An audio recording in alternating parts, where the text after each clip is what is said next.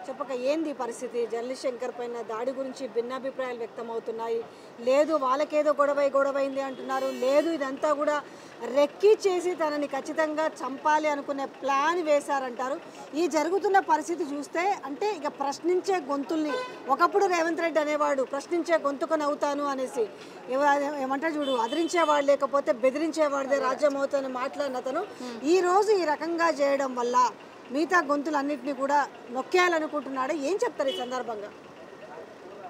ప్రశ్నించే గొంతులం అని మాట్లాడిన వాళ్ళందరూ ఇప్పుడు మూగపోయినరు.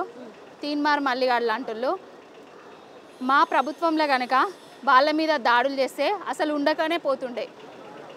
ఇప్పుడు శంకర్ గౌడ్ ప్రజలకు మంచి చేయాలనేసి ప్రభుత్వం ఏదైతే చెప్పిందో వాటిని గుర్తు చేస్తున్నారు. రోజు ప్రజలకు ఇచ్చిన హామీలను నెరవేర్చాలని చెప్తున్నారు. కొంతమంది జర్నలిస్టులు బీఆర్ఎస్ ప్రభుత్వానికి కొంచెం సపోర్ట్గా మాట్లాడుతున్నారు. మాట్లాడిన అంటే మీ ప్రభుత్వాన్ని ప్రశ్నించిన వాళ్ళందరి మీద దాడులు చేస్తారా? ప్రజారాజ్యం ప్రజాపాలన అన్నారు కదా, ఇదేనా ప్రజాపాలన? అసలు ఎవరి మీద దాడులు చేస్తున్నారు? ఎవరిని గొంతులు నొక్కాలని చూస్తున్నారు? అసలు ఏమైపోతుంది? ఇందిరమ్మ రాజ్యం అన్నారు, రౌడీల రాజ్యం తీసుకొచ్చారు తెలంగాణలో. బాపు కేసీఆర్ గారి 9.5 ఏళ్ల పాలనలో పసిడి పంటల తెలంగాణను చూసినాం. కానీ ఎప్పుడు ఇట్లాంటి రక్తపు మరకలను తెలంగాణలో చూడలేదు. మేము భయపడతాం అనుకుంటున్నారు. శంకర్ గౌడ్ గొంతును నొక్కితే మేమేమో భయపడతాం అనుకుంటున్నారు. 100 మంది శంకర్ గౌడ్లు వస్తారు ఇంకా, ఓకేనా? 100 మంది శంకర్ గౌడ్లై ప్రతి ఒక్కరు ప్రశ్నిస్తారు. ఇది పాశవిక దాడి. జర్నలిస్టులపై కలం పట్టిన వాళ్ళ మీద దాడి చేయడం అనేది ఎంత అమానుషం అంటే ఒక మాట కూడా చెప్తున్నారు పావని గారు. గత ప్రభుత్వం అంటే మీన్స్ బీఆర్ఎస్ ప్రభుత్వంలో కూడా ఆ రోజు ఏదైతే మేము ప్రశ్నించే గొంతుకలని మాట్లాడుతున్నారో వాళ్ళ మీద దాడి చేసినప్పుడు కానీ, వాళ్ళ ఆఫీసుల మీద దాడి చేసినప్పుడు కానీ, లేదంటే పోలీసులు ఎత్తుకపోయినప్పుడు కానీ ఆ రోజు లేవని గొంతులు, ఆ రోజు మాట్లాడని నోర్లు ఈ రోజు ఎందుకు లేస్తున్నాయని కూడా వాళ్ళు ఎప్పుడన్నా అసలు ఎక్కడన్నా 9.5 ఏళ్ళల్లో రక్తం చిందిందా తెలంగాణలో జర్నలిస్టుల మీద? ఎవరు కేసీఆర్ గారిని, తెలంగాణ తెచ్చిన కేసీఆర్ గారిని ఇష్టం వచ్చినట్టుగా మాట్లాడినా కూడా ఎవరి మీద కూడా ఇంత రక్తం చిందలేదు. కానీ ఇప్పుడు ఈ రెండు నెలలలోనే ఎంత మార్పు చూసిండ్రు కదా. అసలు ఆయనకు ఒక చిన్న పిల్లలు, వాళ్ళని చూస్తే చాలా బాధ అయింది. పొద్దున హాస్పిటల్కి వస్తే వాళ్ళ భార్య ప్రెగ్నెంట్ తోటి ఉన్నది. ఆయనకి ఏమన్నా అయితే ఎవరు బాధ్యులు? అసలు ప్రశ్నిస్తే కొడతారా? కొడంగల్కు ఏదో భూములు దందా చేసిండ్రు అంటే మీ దందాలన్నీ బయట పెడితే కొడతారా? 2 థింగ్స్. ఆడవాళ్ళు అయితేనేమో వాళ్ళని ఎట్లయినా సరే క్యారెక్టర్ ఇది చేసేసి వాళ్ళ నోర్లు ముప్పియాలి. మగవాళ్ళు అయితే ఫస్ట్ వాళ్ళు ఏం చేస్తారంటే వాళ్ళపైన కేసులు ఉన్నాయా, లేకపోతే వాళ్ళు ఇవన్నీ చూసి ఏది పట్టుకుంటే వాళ్ళు మనకు చిక్కుతారు, ఏది పట్టుకుంటే వాళ్ళు సైలెంట్ అవుతారు, ఏది దొరకని పక్షంలో దాడులు చేయాలి. ఇదే ఆడవాళ్ళని అయితేనేమో ఏం చేస్తారు, కుటుంబ సభ్యులు ఉంటారు, నీకు ఎందుకు లేని వెనక్కి లాక్కుంటారు కదా. అంటే 4 అంటోళ్ళు రేపు మాట్లాడితే క్యారెక్టర్ అసాసినేట్ చేస్తే ఏం చేస్తారు, ఉన్నవి లేని అబద్ధాలు అని చెప్తే మాకెందుకు లేని ఇంట్లో ఉన్న వాళ్ళు మొగుళ్ళో లేకపోతే అన్నలో తమ్ముళ్ళు అక్కలో చెల్లలో వెనక్కి గుంజుతారు. ఇక మగవాళ్ళ విషయానికి వస్తేనేమో ఫస్ట్ అయితే చూద్దాం, కేసులు ఇరికిద్దాం, లేని పక్షంలో దాడులు చేయాలని వాళ్ళు ఒక మంచి సిస్టమేటిక్గా దీనికి ఒక ఇంటెలిజెన్స్ వ్యవస్థనే వాడుతున్నారట. ఎట్లా మరి దీన్ని ఎట్లా సస్టైన్ కావాలి? ఎట్లా సస్టైన్ కావాలంటే ఇప్పుడు వాళ్ళ రాజ్యం నడుస్తున్నది, ప్రజలకు అన్నీ గమనిస్తున్నారు ప్రజలు. ఇప్పుడు దాడులు చేయడం వల్ల ప్రశ్నించే గొంతులు ఆగుతారు అనుకుంటున్నారు. అస్సలు ఆగేది లేదు. అమ్మాయిల క్యారెక్టర్ బ్యాడ్గా చూపించినా ఆగేది లేదు. తెలంగాణ కోసం చేతగాంతనము వాళ్ళకి చేతనయ్యే పని అదొకటే, అంతే కదా. తనే పెట్టుకునే గుంపు మేస్త్రి రండా ఏమైనా చేస్తారు, అంతే కదా. అన్నిటికీ భయపడి ఇది ఒక చేతగాని పాలన. వాళ్ళ బ్రదరు అంటే మాకు తెలుస్తున్నది, మేము చేస్తున్న వీడియోలు పెట్టుకొని వాళ్ళు ఎక్స్ప్లెయిన్ చేస్తుంటారు. నేను ఈరోజు వాళ్ళ ఛానల్ పేరు చెప్పను, గొప్ప చేయాలనుకోను. అంటే ఎట్లా తయారయ్యారంటే మేము చేస్తున్న వీడియోలు తీసుకొని మా గురించి అసభ్యంగా మాట్లాడుతూ వీడియోలు చేస్తున్నారు అని అంటే స్టార్ట్ షురూ చేసిరు.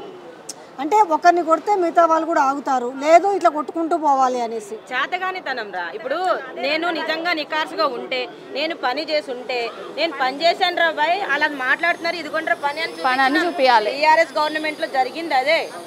మేము ఎవరైతే మేము చేసింది చూపించుకున్నాము, చూపించుకోలేకపోయినాము కూడా కొన్ని విషయాలు. వాళ్ళు 2.5 నెలల ఇప్పుడు డిసెంబర్ 9వ తారీఖు వస్తాం చేస్తామని చెప్పిండ్రు కదా, ఫిబ్రవరి 9 డెడ్ లైన్లు మీరు గుర్తుకేస్తున్నారు అంతే. మీరు గుర్తుకేస్తే మీ మీద దాడులు జరుగుతున్నాయి. ఇప్పుడు మాలాంటి వాళ్ళ మేమందరం ప్రశ్నిస్తే మమ్మల్ని సోషల్ మీడియాలో వాళ్ళ టీములు కలిసి పొట్టు అసభ్యకరమైన పోస్టులు పెడుతున్నారు. ఇవాళ మార్నింగ్ నేను ఇంటి దగ్గర నుంచి వచ్చేటప్పుడు మా అమ్మ ఇంటి పక్కన వాళ్ళందరూ వచ్చి నెక్స్ట్ నిన్ను కొడతారట బిడ్డ జాగ్రత్త, అది భయం పెట్టడానికి వాళ్ళకు మంచి స్కెచ్ వేసుకున్నారు. దాని ఒకటే కాదు, ఎంత భయపట్టించినా మీకు ఒక విషయం చెప్పాలా, ఇంటెలిజెన్స్ వ్యవస్థ ఈ రకంగా వాడుకుంటున్నారు. ఆడవాళ్ళ కోసము ఈ దాడులు చేయడం కోసం ఇంటెలిజెన్స్ వ్యవస్థలు వాడుతుంటే రేపు ప్రశ్నించే చేతగాని రాజకీయం అదే. ప్రశ్నించే గొంతులు ఎట్లా లేస్తాయి రేపు? ఎంతన్నా కాస్త భయపడే అవకాశాలు ఉంటాయి కదా. భయపడతారు అనుకుంటున్నారు, భయం కాదు. ఇక వాళ్ళు తిరిగి కొట్టే కాలం వచ్చేసింది. భయం అస్సలే వాడము. మా చెప్పులకు కూడా సమాధానం చెప్తాం. ఇప్పుడు వెయిట్ చేస్తామండి. చేసినప్పుడు 1 ఏళ్ళు చూపిస్తుంటే 4 ఏళ్ళు వాళ్ళు చూపిస్తాయి కదా, అవునా కదా? ఎవరమంతా మేమైతే ఇంకా షాక్ లోనే ఉన్నాము. ఒక జర్నలిస్ట్ కొట్టడం ఏంది అసలు, ఇట్లా జరగడం ఏంది అసలు? సురేష్ యాదవ్ ను కొట్టిరు, లాకప్ డెత్తులు చేసిరు, అన్ని ఒక 2.5 నెలలలోనే ఎలాంటి చూపిస్తున్నారు? ఎందుకండి మా కాల్స్ లోకి వచ్చే మీ ఛానల్ మూపిస్తాము అనేసి అంత ధైర్యంగా మాట్లాడుతున్నారు. చూద్దాం సరే చూద్దాం, కానీ ఏదైనా కూడా మంచి పద్ధతి అయితే కాదు కదా. అసలు మంచి పద్ధతి కాదు. తెస్తారు వాళ్ళ పిల్ల, ఆమెకు భర్తను తీసుకురాలేరు, ఆ పిల్లలకు తండ్రిని తీసుకురాలేరు, అవునా కాదా? ఏదన్నా అయితే ఎట్లుంటది? చిన్న పిల్లలు, నాకు చాలా బాధ అయింది వాళ్ళని చూస్తుంటే. ఎవరికో గొయ్య తీయడం కాదు, తన గొయ్య తానే తవ్వుకుంటున్నాడు రేవంత్ రెడ్డి. ఇది క్లియర్. నాకు చాలా సంతోషం ఒక విషయంలో, బాధలో సంతోషం అంటే కనీసం మీరు మద్దతుగా వచ్చారు. భరోసా చాలా మోరల్ సపోర్ట్ ఉంటదండి. సిస్టర్ శంకరే కాదు, ఆ ప్లేస్ లో మీరున్నా ఎవరున్నా కూడా చాలా మోరల్ సపోర్ట్ వస్తుంది. ఎందుకంటే ఆ భయం ఎంతో లోపల ఎంతో కొంత ఉన్నా ఆ నుంచి ఆ భయం వెనకాల్సిన అవసరం లేదు. భయపడేది ఉంటే మేము ఇక్కడ దాకా వచ్చేటోళ్ళం. అసలు మా ఎవరో ఉన్నారని కాదు, సింగిలే అని వస్తాం. నిజం వాస్తవం అండి ఇది. నా ట్యాగ్ లైన్ ఉంటుంది, తెలంగాణ రాష్ట్రం కోసం ఎందాకైనా, అంతే దాని కోసం ఎందాకైనా. అది అప్పటి నుంచి కొన్ని ఆల్రెడీ ముందు దాడి జరిగిందే నా మీద, దాడి జరిగిందే నా మీద హుజరాబాద్ ఎలక్షన్లలో.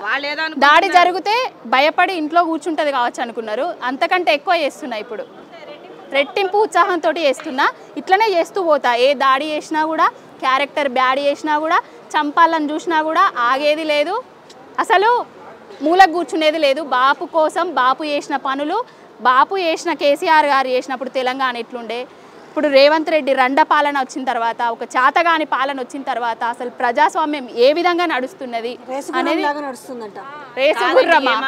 చెప్పుకుందాము. కనీసము సెన్స్ ఉన్నవాడైతే రైతులను అంత ఇబ్బంది పెడతాడు వాటర్ పెట్టుకొని. రాజకీయం రాజకీయం కాకపోతే ఆ పొలాలు ఎండిపోతుంటే, పొలాలు ఎండిపోతున్నాయి కనబడతలేదు, కరెంటు చక్కగా వచ్చేది కనబడతలేదు, రైతు బంధు ఇచ్చేది లేదు, కానీ దాడులు చేసే సంస్కృతులు మాత్రం తెచ్చిండ్రు. కరెంటు తీస్తే సస్పెండ్ చేస్తాను కానీ అడియనికి ఉండాలి కదా. అవును కదా. తప్పు ఫైనల్ గా అధికారుల మీద అతను ఇస్తాడు. ఈయనక లేకపోతే అతను ఏం చేస్తాడు? బస్సులు చూసినాం కదా పరిస్థితి, ఎన్ని బస్సులు అయితే చాలా బాగా చేసారు. అది కదా మరి పరిస్థితి ఎట్లుంది. Thank you so much. Number తీసుకో.